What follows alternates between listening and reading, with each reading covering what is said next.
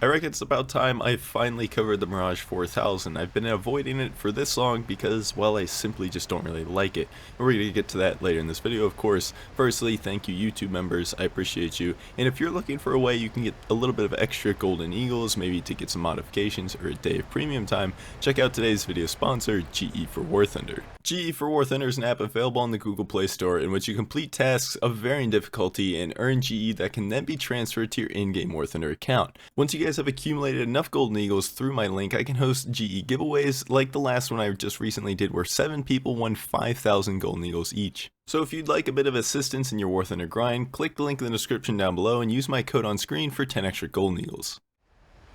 I do want to make things very clear. When I say that the Mirage 4000 is a worst top tier, I'm talking about 12.7 aircraft, because the Mirage 4000 is 12.7. It is up there at the same battle rating as the Gripen, as the F-16C, as the F-15, not the F-15, the SU-27, the MiG-29 SMT, and yes, I truthfully would rather have any of these other aircraft I've just listed, even the F-15 at 12.3 battle rating, God knows why it's there, than the Mirage 4000. So why do I not like the Mirage 4000? Well, again, it is a good plane. It's 12.7 for a reason, don't get me wrong. This is a fantastic jet when you compare it to everything else that it's playing against. It's just that 12.7 aircraft, I think there's definitely better options, and the main fault of the Mirage 4000 comes down to the kit. In a very similar fashion, why I didn't care for the Mirage 2000 very much, even though I thought the airframe was fantastic, it was fun to actually fly physically, but the kit just kind of let it down. It is a little bit different now at 11.7 BR, which I am going to cover very soon because it's quite a gamer plane now, but the Mirage 4000 is very much in the same boat. The missiles just kind of leave a lot to be desired for this level of play.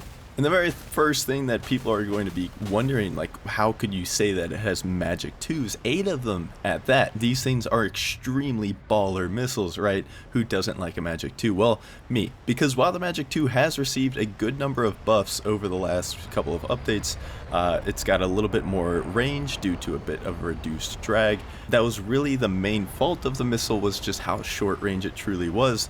Well, the problem is that it's still pretty short range compared to everything else. Sure, it's longer than it was before, but it is just not up to par with something like an R-73 or an AIM-9L, AIM-9M, a Python, AIM-3, you name it. There's pretty much any missile at top tier is going to have more range than the Magic 2. The IRCCM is extremely nice, I admit that. It is good stuff. It's the same IRCCM you find on the R-73, and it is very effective. But again, that range combined with the lack of close range maneuverability due to how fast it moves, you still have a very short window of the Magic 2 being a very strong missile. And just to demonstrate that, I do have a clip side by side here. The blue smoke is the Magic 2, the red smoke is an AIM-9H. And while the Magic 2 is the missile that connects, it really doesn't beat the AIM-9H by very much, does it? And that's an AIM-9H. That's a rear aspect missile that is only like 18G on the stat card. It's definitely something that the Magic 2 should be favored over, but it really, when it comes to the actual pool of the missile, is not that different. Now, if we look at a peer-to-peer missile, the AIM-9M versus the Magic 2 again is in blue. The AIM-9M hits the shot and the Magic 2 is nowhere close. It tracks way behind the plane because it simply cannot pull in time. Remember, the Magic allegedly has 10 more G of pull on the stat card over the AIM-9M. And so this is a reminder to take all stat cards in War Thunder with a grain of salt. There's a lot more in the end of the day to how much a missile can pull than just what the maximum overload of the G is on the stat card. So that's the main reason why I don't really care for the Mirage 4000, because Magic 2s, while the IRCCM is awesome, don't get me wrong, kinetically these missiles leave a lot to be desired. And now we can get into the 530D. Boy, is this missile fun to use, and by fun to use I mean it's not. I see a lot of people in the comments, especially when an R27ER is featured, absolutely dogging on the Sparrow, and maybe rightfully so. The Sparrow is certainly outclassed by a long shot by the R27ER. But if you think about it, the Sparrow is still the second best SAR missile at top tier, because when you compare the Sparrow to the 530D, the 530 is quite literally objectively worse in almost every single metric. The only thing it's actually better at is the fact that it is slightly faster than the Sparrow at particular stages of flight. That being said, the Sparrow is pretty much always going to hit its target first still in most of the missile shots that it's actually going to be deployed in. I don't really take 530Ds, I take one of them only because Russian jets, unless it's a MiG-29 SMT, do not get RWR launch warnings for the 530D. So there's that going for it, and sometimes that's funny, and that's why I carry a single 530D just to try to grief one Russian player. That being said, you're pretty much going to lose any joust fight you get into at top tier with these missiles because both the Sparrow and the R-27ER are just going to be better than you. The flight performance of the Mirage 4000 is not bad at all. It's really not, and that is the one redeeming factor of this plane. My issue with it is that it's really only exceptional, like Gripen and F-16A levels of exceptional, once you get on really low fuel loads. If you're at 20 minutes or anything over 20 minutes, it's kind of brickish. It doesn't really pull that hard. It feels heavy even.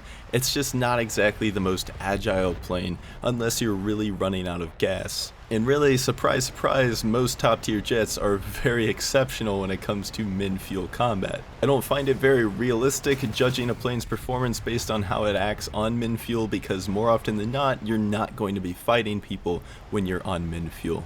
It does use 100% large countermeasures though, so that's definitely helpful for large caliber flares when you're going up against something with IRCCM like R73s for example. And it doesn't really have an insignificant amount of them either. It's not the most, but it's a lot more than the standard 60 that a lot of these 12.0, 12.3 jets have. I do want to add that if this plane came with an HMD, I think it would be significantly more enjoyable. Something like the Gripen or the F-16C is very obviously more fun and gives you more options for missile shots having an HMD, and so the Magic 2s especially, being as poor close range performers as they are, having HMD would definitely help with a lot of missile shots and overall just make it a more fun plane to fly. That is just a wish list, of course. It's never gonna happen. The Mirage 4000 doesn't have an HMD, so you just kind of deal with what you've got.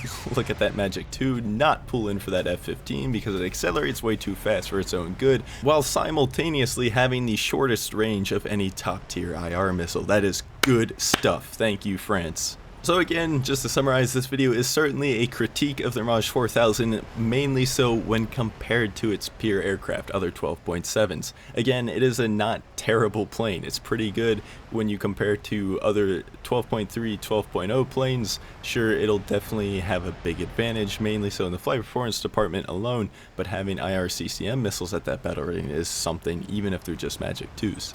Oh, and for some reason I got team killed while playing this thing more than any other top tier jet I've played in recent history for some reason. I'm not even joking when I say I've got team killed probably about 10 times out of the 20 to 25 matches I played. It was extremely frustrating, and usually people would just say something like, "Why did you fly into my missile?"